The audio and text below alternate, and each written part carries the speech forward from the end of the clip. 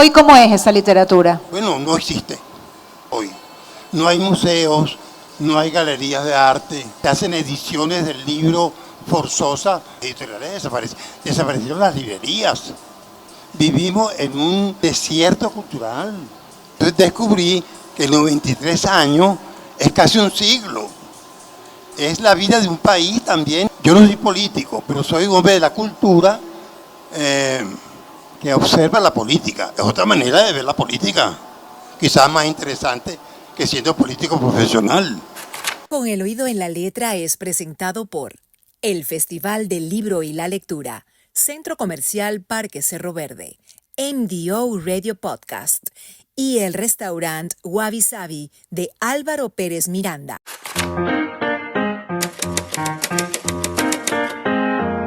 Con el oído en la letra, con Aymara Lorenzo.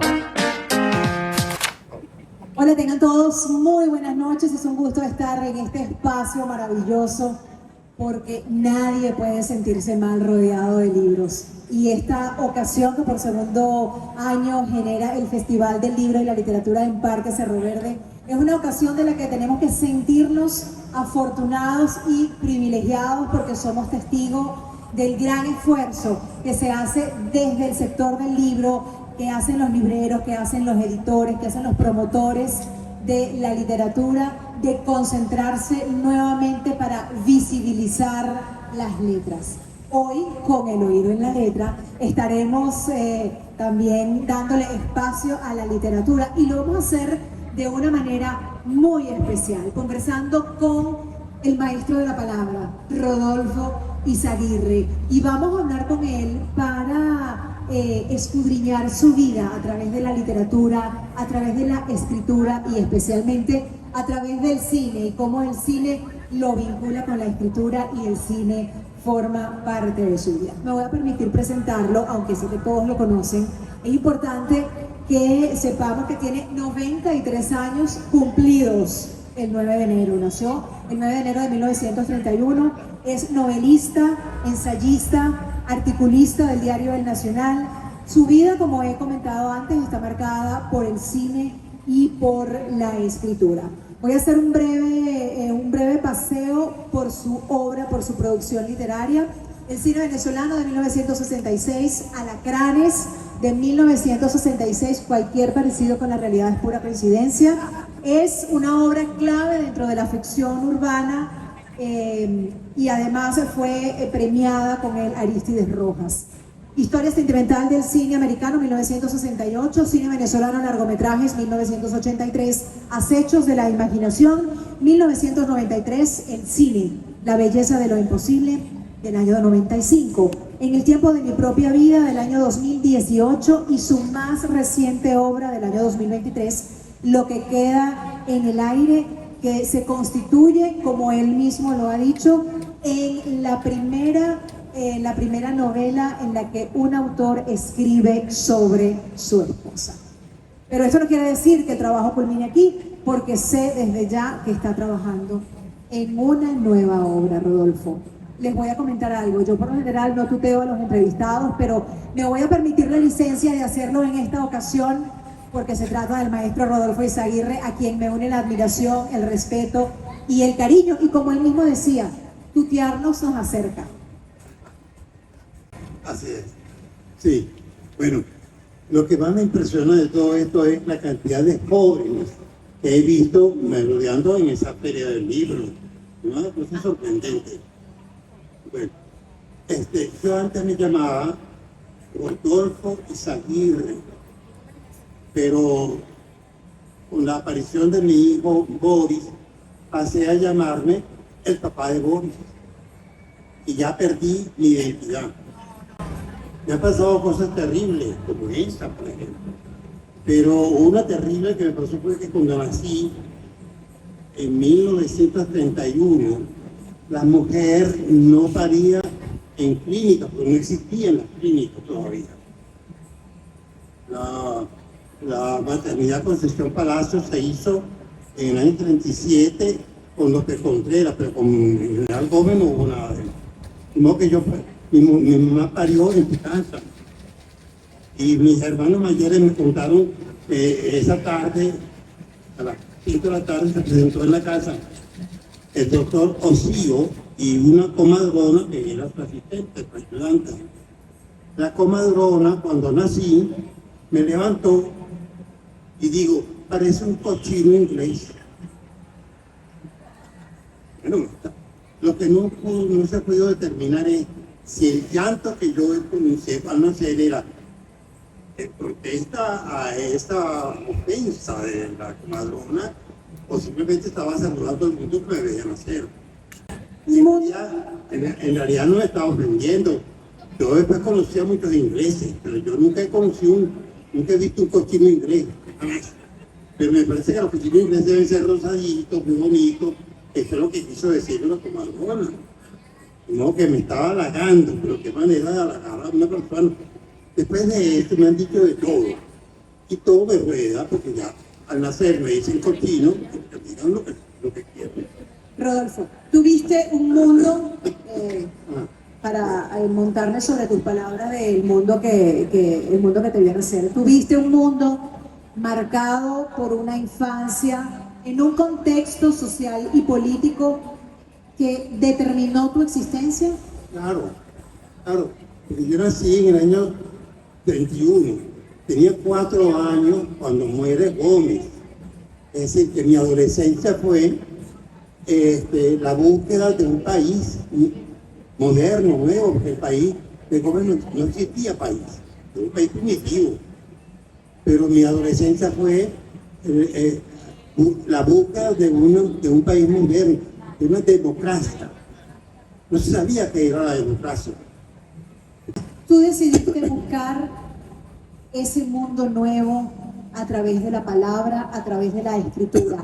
¿Esto ocurrió de manera fortuita o fue un hecho que se determinó por una torcedura de la vida? Claro. El hecho es que yo soy diferente a todos ustedes. Ustedes piensan con ideas. Yo no pienso con ideas, yo pienso con imágenes. Porque yo vengo del cine. Y en el cine no hay ideas, lo que hay en el cine son imágenes. Y gracias al cine, soy escritor por el cine. Porque yo tenía niño, cuando vi lo que el viento se llevó, yo considero que el melodrama más perfecto que se ha hecho en el cine es la historia de Scarlett O'Hara, una latifundista del sur de los Estados Unidos que se empobrece con la guerra de secesión que hubo aquí.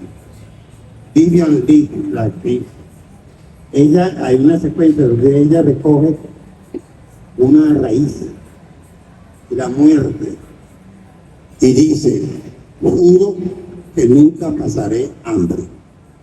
Yo era un niño de 7 años, no sé cuánto tenía. Yo hice ese juramento y lo he cumplido porque jamás he pasado hambre. Pero después supe que mi hijo Boris también hizo ese juramento cuando era niño.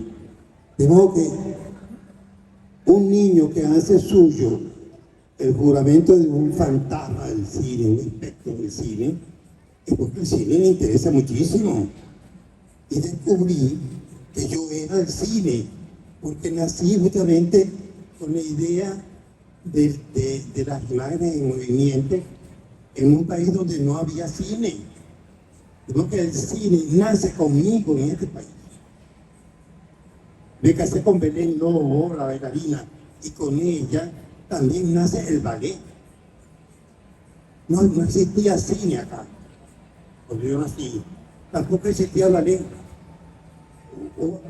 Ballet hubo en 1917, cuando llega Ana Pavlova a Puerto Cabello. Baila en Puerto Cabello, baila a Gómez.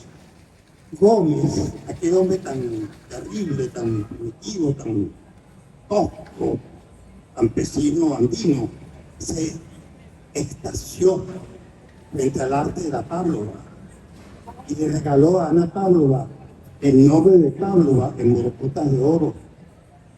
Y cuando supo que Pavlova venía a Caracas a bailar en el Municipal, no está escrito, yo estuve buscando, no está escrito, pero se dice que Gómez ordenó a los esposos en Caracas que acompañaran a sus esposas al municipal a ver el arte exquisito de Ana Pablo.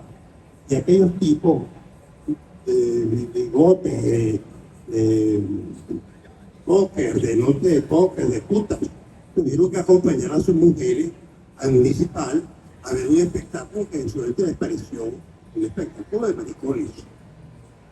Pero hubo que esperar entonces a la nena Coronil con Rómulo Gallego, presidente de la República, para que se hablara de ballet. Y Belén, mi mujer, nace con el ballet acá y yo con el cine. ¿No? Que fuimos dos flores de loto, el loto nace del pantano, dos niños que nacieron en un país primitivo, pero yo buscando el arte y la sensibilidad, y mi mujer buscando el padre de el movimiento de la danza. Entonces contribuimos en cierto modo, siendo adolescentes, a comenzar a hacer este país. ¿Se puede hacer el país desde la literatura? ¿O se hace el país desde la literatura? Entonces, ¿qué pasó conmigo? Gracias al cine me hice escritor. Porque mi problema era cómo hacer para que el lector del periódico vea entienda o capte la belleza visual de esa secuencia cinematográfica. El cine es un código visual, pero la escritura es un código de palabras.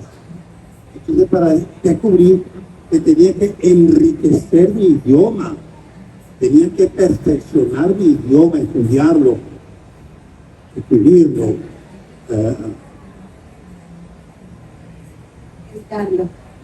afinarlo. Y descubrí que yo era escritor, pensé escritor. Y cuando entendí, cuando me hice escritor, cuando descubrí la música que se esconde detrás de las palabras. Hay una música inaudible a ustedes, pero para mí no. Pues cuando supe que había música detrás de las palabras, entendí que me había hecho escritor. ¿Cómo entendiste esa revelación que estás haciéndonos hoy? ¿Cómo entendiste que había música detrás de las palabras?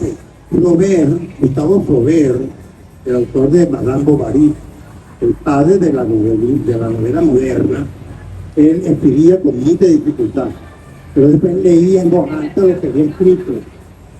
Y cuando no le sonaba la música que él estaba escuchando de sus palabras, era porque había alguna palabra que estaba incorrecta. Baja un poquito el micrófono. Pasaba largas semanas. Bueno, sí. Así. Exacto. Pasaba largas semanas Flaubert buscando la palabra. En francés se llama le mot juste, la palabra precisa. Yo hacía lo mismo, o sigo haciendo lo mismo, escribo y después leo en voz alta lo que escribí. Y hay una música allí que si no me suena bien es porque alguna cosa está mal escrita. Entonces corrijo y perfecciono. Me hice escritor por eso. Entonces entendí que el país venezolano era un tema permanente en la literatura. Y ha sido el país tema permanente en tu literatura. Una literatura que además de la producción literaria cinematográfica tiene grandes destellos como por ejemplo Alacranes. Sí. Me gustaría que hoy, casi 50 años después de que se publicó esa novela, ofrecieras a las personas que nos están viendo a través del live que hacemos de Instagram, a las personas que están aquí en el Festival de la Lectura, una reflexión sobre la vigencia de esa novela en el país de hoy. Alacranes es la vieja casa de infancia medio inventada por mí.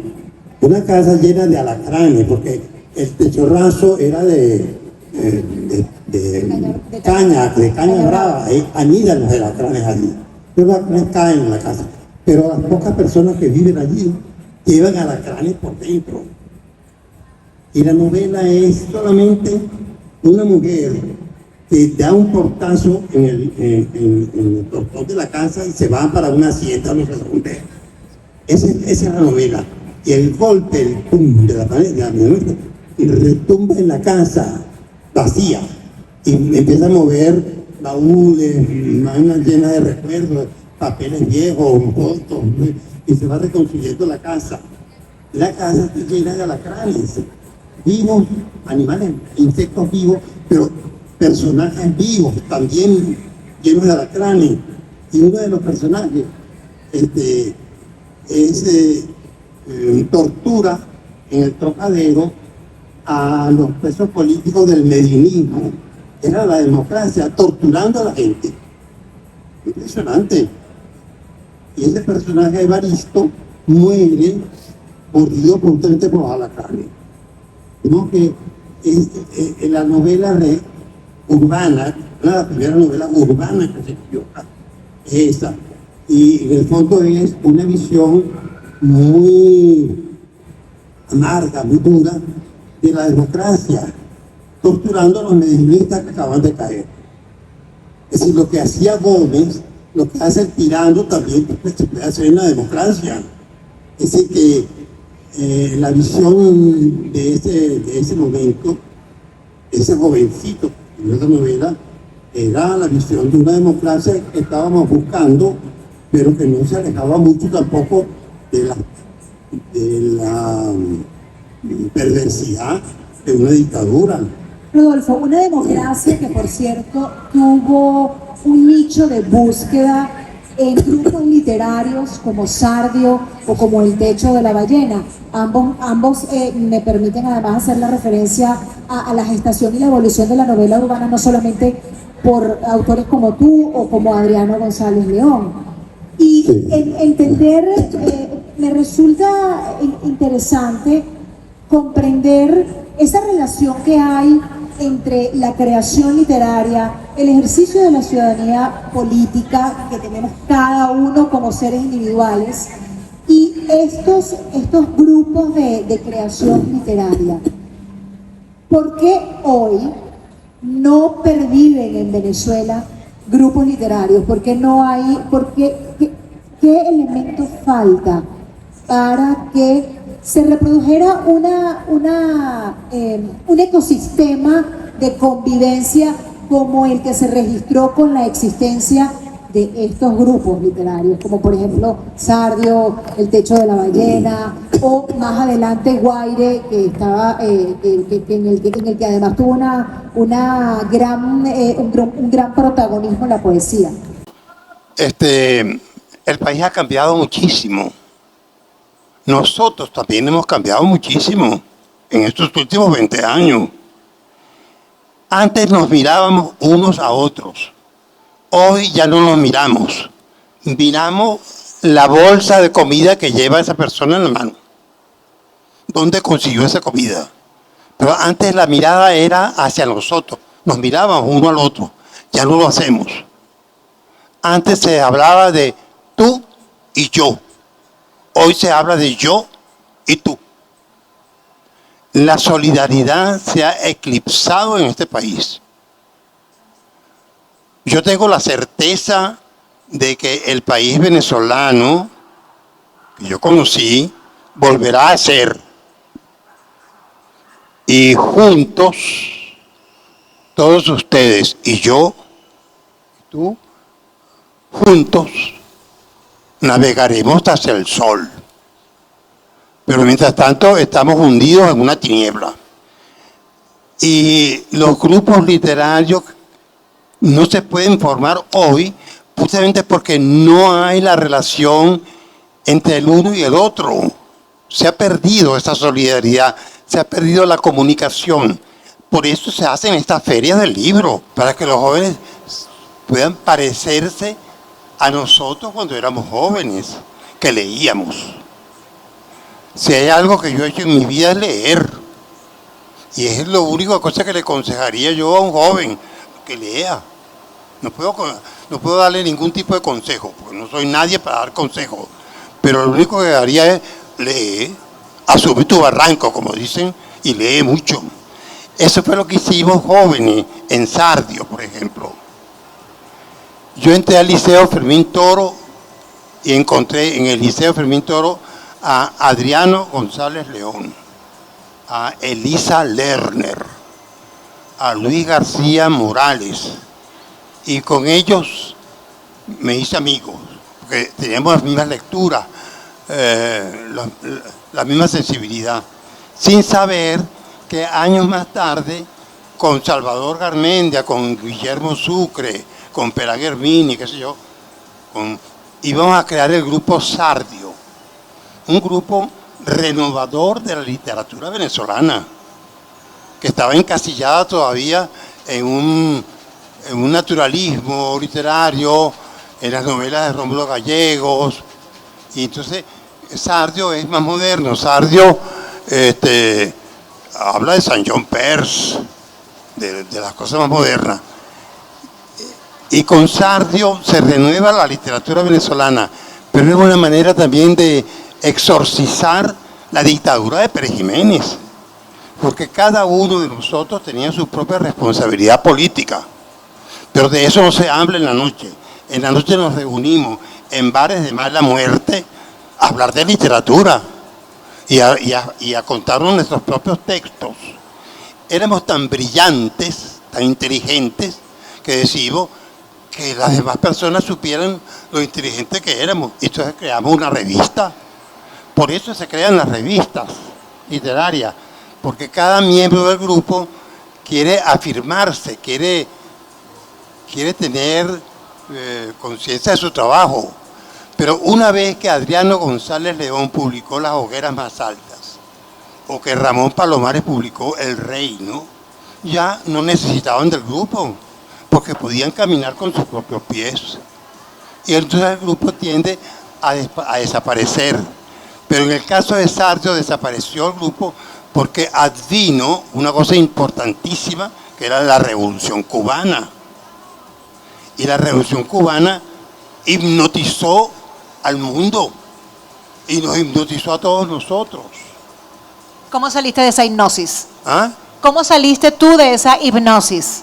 Bueno, porque el grupo, los socialdemócratas, para no decir adecos, los socialdemócratas del grupo, a Elisa Lerner, García Morales, Guillermo Sucre, no les gustó la Revolución Cubana. Se separaron del grupo Sardio, pero los demás éramos de izquierda, la izquierda revolucionaria.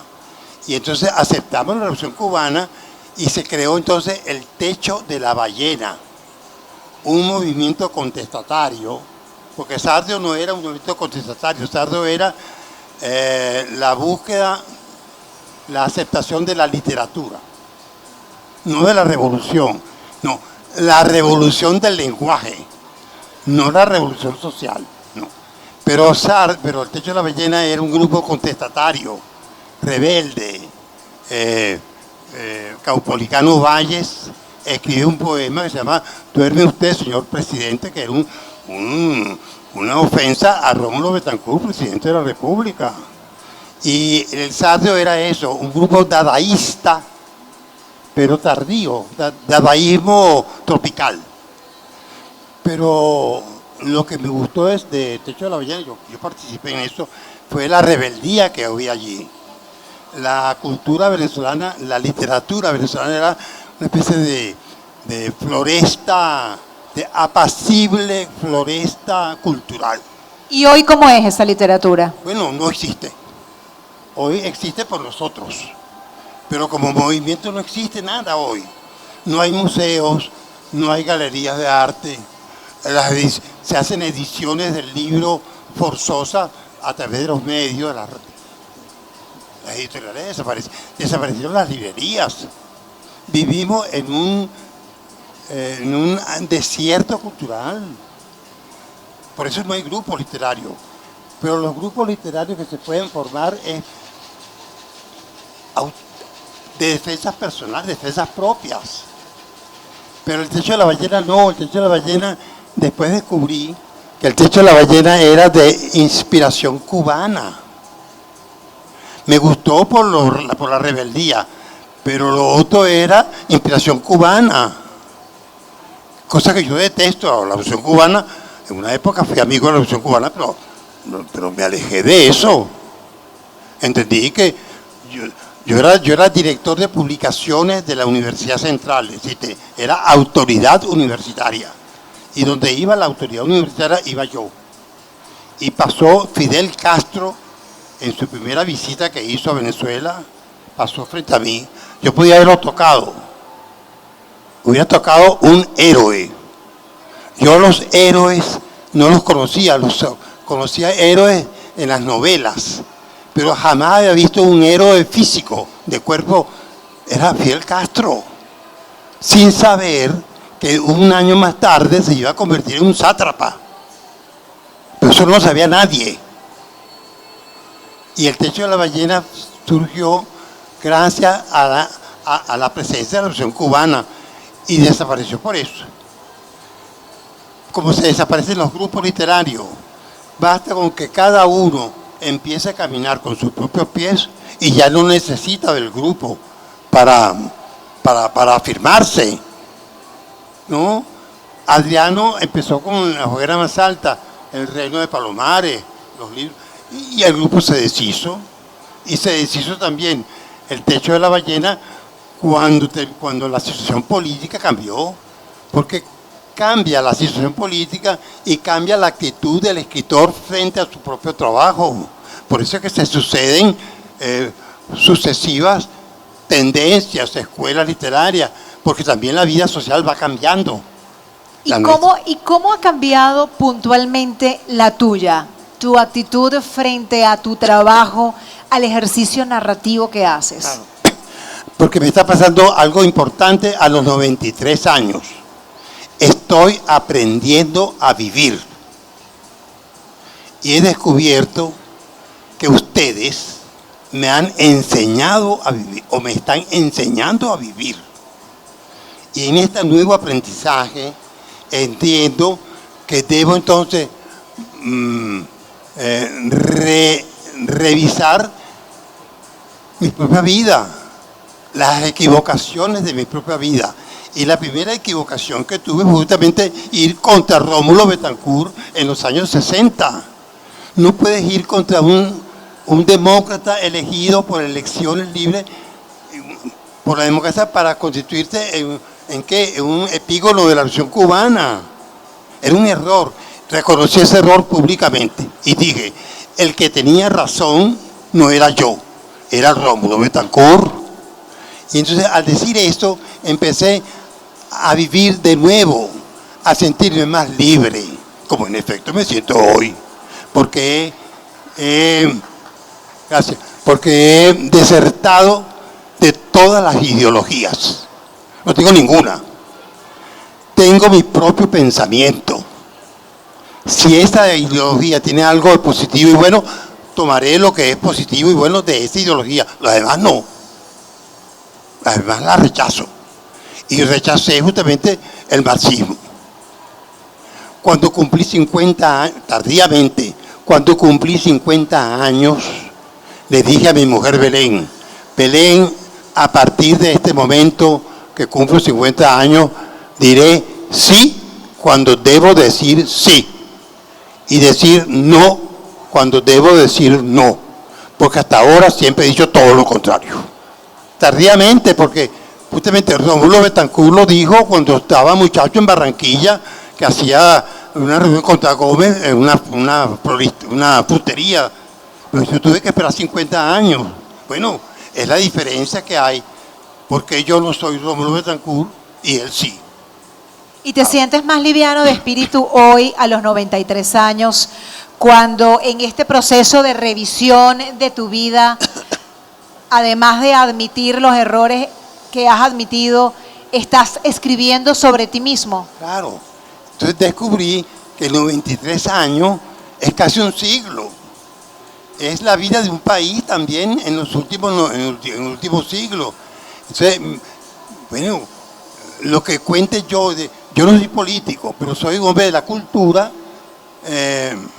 que observa la política. Es otra manera de ver la política, quizás más interesante que siendo político profesional, hombre de cultura. Entonces, contar cómo el hombre de cultura ve el país político o ve el propio país.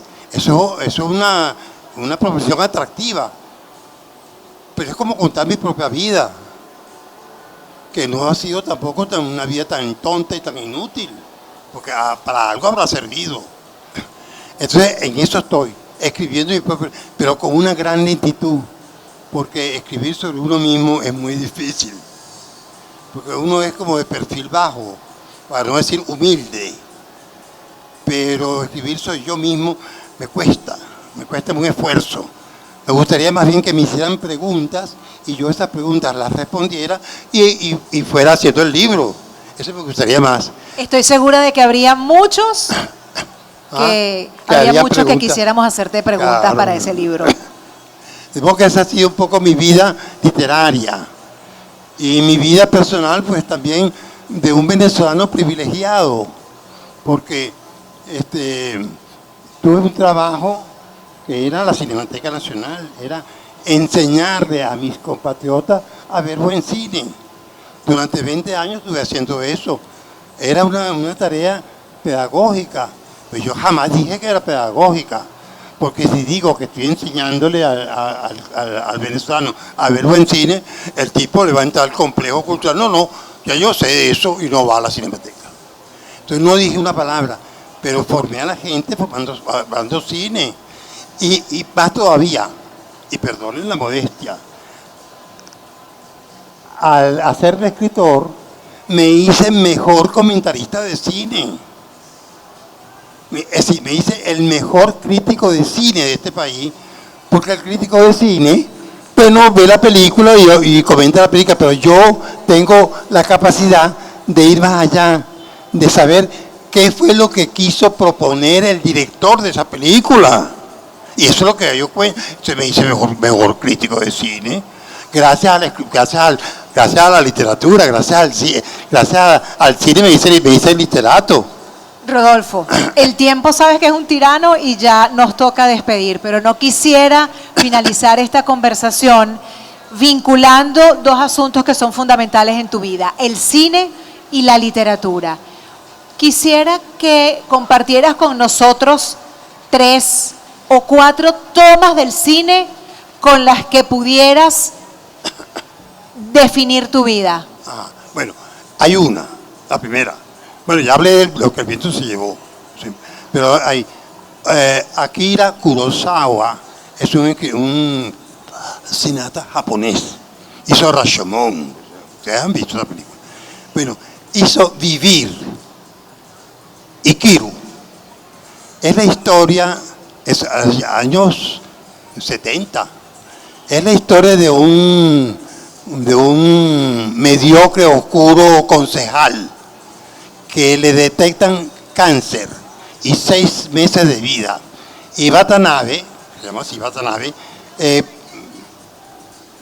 intenta aturdirse en esos 6 meses que le quedan de vida con las chicas de encuentro, con las chicas de enlace, no sé, y se da cuenta que eso es inútil y descubre que lo que tiene que hacer en esos 6 meses es convencer a los concejales de ese consejo municipal a que construyan el parquecito infantil de la comunidad. Y esa es la película. Cómo logra convencer a los concejales y hace el parquecito infantil. Y en la última imagen, a Watanabe meciéndose en el columpio del parquecito que hizo, bajo la nieve, canturrea la más triste canción que yo he escuchado en el cine y muere. Esa película es japonesa, de los años 70. Kurosawa, cuando la hizo, descubrió que el Japón estaba saliendo de una guerra espantosa, perdedor de la Segunda Guerra Mundial, porque los militares fascistas llevaron al Japón a ese conflicto con Hitler y con los nazis. Kurosawa entendió que Japón necesitaba héroes civiles, como nosotros acá. Necesitamos héroes civiles. porque toda la vida política venezolana desde Colón para acá, desde Bolívar para acá, ha sido regida por militares. Y entonces una película japonesa de ese tiempo, que no tiene nada que ver con Venezuela, para nada, le está enseñando a los venezolanos cómo comportarse. Pero qué película tan gloriosa. Yo considero que es una de las películas más bellas que yo conocí en mi vida. Esa, Ikiru. Porque me enseñó a ser venezolano. Me enseñó porque mi propia vida fue terrible. Yo soy de una paternidad irresponsable. Mi padre era un aventurero, un tipo impresentable. Y descubrí de niño que mi verdadero padre no era él, era Andrés Bello. Y Andrés Bello sigue siendo el verdadero padre venezolano y no Simón Bolívar, que era militar. Ahí está. Esa es la diferencia. Eso es lo que me distingue a mí del resto de mis compatriotas. Adoro a Andrés Bello. Y ya Bolívar me parece un personaje que debo estudiarlo con mucho mayor atención. ¿Por qué escribes hoy a los 93 años? ¿Ah? ¿Por qué escribes hoy a los 93 años? No solamente escribo hoy a los 93 años, no. Pretendo seguir viviendo. ¿Saben por qué? Porque en Mérida Mérida es la sede del cine. Ahí se han hecho o se siguen haciendo festivales de cine. Hay una escuela de cine, la única escuela de cine que existe en el país está en Mérida. Las veces que voy a Mérida, me he invitado como presidente del jurado, lo que fuera. Esos niños, esos muchachos estudiantes de cine allí, se me acercan con mucho respeto. El maestro, no sé qué. Y entonces ellos quieren saber cuál fue el camino que yo recorrí para que ellos estuvieran allí estudiando cine. ¿Por qué ellos están estudiando cine allí? Porque yo hice posible que ellos estuvieran allí estudiando cine. Y al mismo tiempo, ellos me muestran sus tesis, los que están estudiando. Una tesis complicadísima que yo no entiendo una sola palabra porque es la nueva tecnología. Pero me interesa muchísimo lo que están haciendo y quiero seguirlos acompañando a ellos, a donde ellos vayan. Por eso es que decidí vivir más de lo que yo pensaba vivir, porque hay unos jóvenes que me necesitan y yo los necesito a ellos. Por eso es que quiero vivir más de los 93 años y aprovechar ese tiempo para escribir un libro que esos jóvenes puedan leer y entender bien quién soy yo y qué es lo que he hecho yo por este país. De eso se trata. Para mí eso es la literatura. Escribir un libro así es para mí la literatura. Jean-Paul Sartre, ¿se acuerda de Jean-Paul Sartre, que es filósofo francés? Sí. Jean-Paul Sartre decía, y con toda razón, la literatura comienza cuando alguien compra un libro. Él insistía en que había que comprar el libro. Que alguien compra el libro, lo abre y comienza a leerlo. Porque antes ese libro son unas páginas blancas con unas líneas negras. No, que la literatura comienza cuando alguien lee el libro. Ahí empieza la literatura. No, la literatura empieza cuando yo escriba este libro que quiero escribir para que los jóvenes lo lean. Eso es para mí la literatura. Muchísimas gracias, Rodolfo. Gracias. Eres sin duda el maestro de la palabra. Sí, te dije que el tiempo era tirano, que el tiempo se nos iba a pasar volando en esta conversación que hemos sostenido en este espacio. Y qué mejor espacio para escucharte hablando sobre la reflexión de tu vida a través de la literatura, a través de la escritura y a través del cine. Me siento privilegiada de haber podido compartir contigo este espacio en el marco, de la segunda edición del Festival del Libro y la Literatura. Me está diciendo Ana Patricia que hay una pregunta. A ver, una pregunta una pregunta del público. ¿Qué quieres transmitirle a los jóvenes hoy para que no cometan los mismos errores que cometiste tú? Es decir, la respuesta es fácil. Asumen su barranco. ¿Cómo así? Si fracasa, será tu fracaso, pero busca la manera de que sea un triunfo. Y entonces si triunfas, será tu triunfo. Es decir, inténtalo. Asume tu barranco. Enfréntate a ti mismo. La mejor respuesta a esta pregunta la dio el Indio Fernández en México. El Indio Fernández es un cineasta importantísimo en los años 40, porque en los años 40 pasó Eisenstein por México. Y el Indio Fernández aprovechó la estética de este ruso genial. Hizo Maclovia, hizo La Perla, hizo Río Escondido, película preciosa. Cuando pasó por el aeropuerto de Barajas, en Madrid, iba a morirse 2 meses más tarde. Y los periodistas lo acosaron, y con las típicas preguntas de los periodistas. Y la última, ¿qué consejo le daría usted a los jóvenes cineastas mexicanos? El Indio Fernández se los quedó mirando a los periodistas y les dijo: a mí que me den por indio muerto, y estos jóvenes que se vayan a chingar a sus madres. Así mismo, una respuesta que debe estar inscrita en letras de bronce, digo yo. Porque ¿qué consejo le puedes dar tú a un joven? Asúmete tú mismo. Claro, ¿qué otra más? Mi hija Valentina cumplió 12 años y le vino la regla en el almuerzo. Yo pretendía brindar con unos vinos esos que son así. No, Valentina, esos vinos no se beben, esos vinos de adorno. Yo tengo un vino de marca acá y brindé por mi hija Valentina. ¿Y cuál fue el brinde que mi hija Valentina a partir de este momento se hizo mujer? Y le dije: a partir de este momento puedes tener los novios y amantes que quieras, pero no te dejes preñar. ¿Pero qué otro consejo le puedo dar yo a mi hija? Ese. ¿Y qué consejo le podía dar el Indio Fernández a los jóvenes cineastas? Hagan sus películas, a ver qué pasa con ellas. Entonces el consejo sería: vivan su vida. Eso es, ¿ah? Vivan su vida. Claro, vivan su vida, asuman su barranco. Claro. Muchísimas El gracias. mío. Gracias, Rodolfo. Gracias por esta ocasión tan especial. Gracias a todas las personas que se mantienen conectadas a través de la cuenta Instagram en la que hemos transmitido esta conversación. De nuevo, gracias a todos los organizadores del segundo Festival del Libro y la Lectura Parque Cerro Verde por hacer posible, por hacer realidad este espacio de encuentro, este espacio de reflexión, este espacio para gozarnos los libros y gozarnos la literatura. Muchísimas gracias. Buenas noches.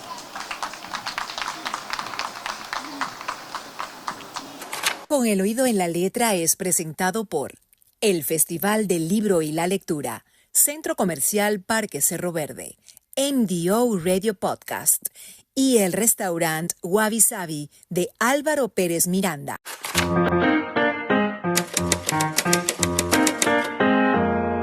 Con el oído en la letra, con Aymara Lorenzo.